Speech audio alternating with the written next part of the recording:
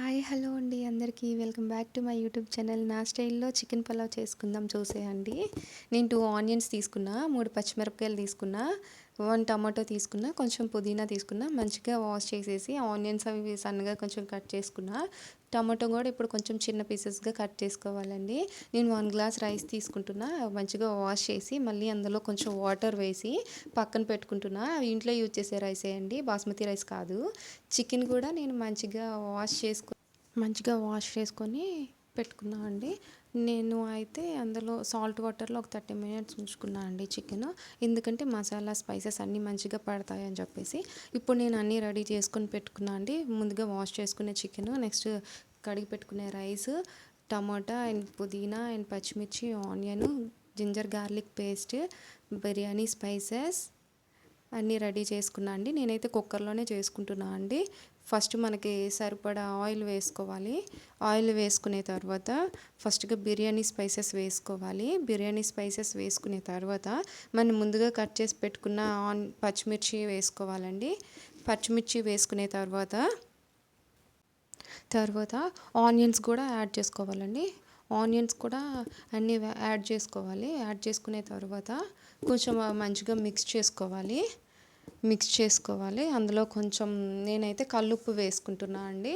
మిగతా బ్యాలెన్స్ తర్వాత వేసుకుంటా. కల్లుప్పు వేసుకుంటే ఇప్పుడు కట్ చేసి పెట్టుకునే టమాటోస్ కూడా అందులో యాడ్ చేసుకుంటున్నా. యాడ్ చేసుకొని మంచిగా మిక్స్ చేసుకోవాలి. మిక్స్ చేసుకునే తర్వాత మనం అవి గోల్డెన్ కలర్ వచ్చేంత వరకు కొంచెం వెయిట్ చేయాలండి. వెయిట్ చేసిన తర్వాత మంచిగా మిక్స్ చేసి ఇప్పుడైతే గోల్డ్ కలర్ వచ్చి ముందుగా వాష్ చేసి పెట్టుకున్న చికెన్ని ఇప్పుడు ఇందులో నేను యాడ్ చేసుకుంటున్నాను.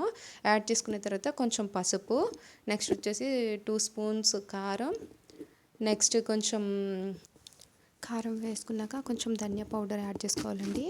తర్వాత జింజర్ గార్లిక్ పేస్ట్ యాడ్ చేసుకోవాలి. నేను ఆల్రెడీ కొంచెం గరం మసాలా కూడా యాడ్ చేశాను, అది క్లిప్ మిస్ అయినట్టుంది.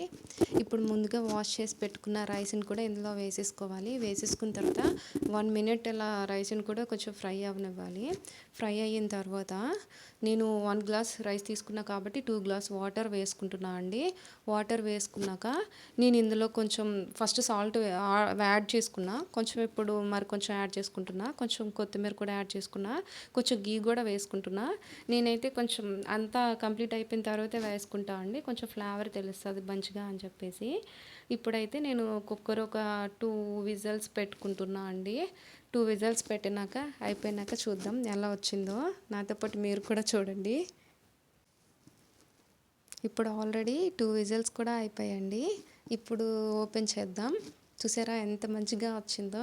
ఒకసారి మీరు కూడా ట్రై చేయండి. బాస్మతి రైసే ఉండాలని ఏం లేదు, ఇంట్లో ఏ రైస్ మనం ఏం యూజ్ చేస్తాం ఆ రైస్తోనే చూసుకుందాం. ఇప్పుడైతే చూడండి ఎంత మంచిగా కనిపిస్తుందో.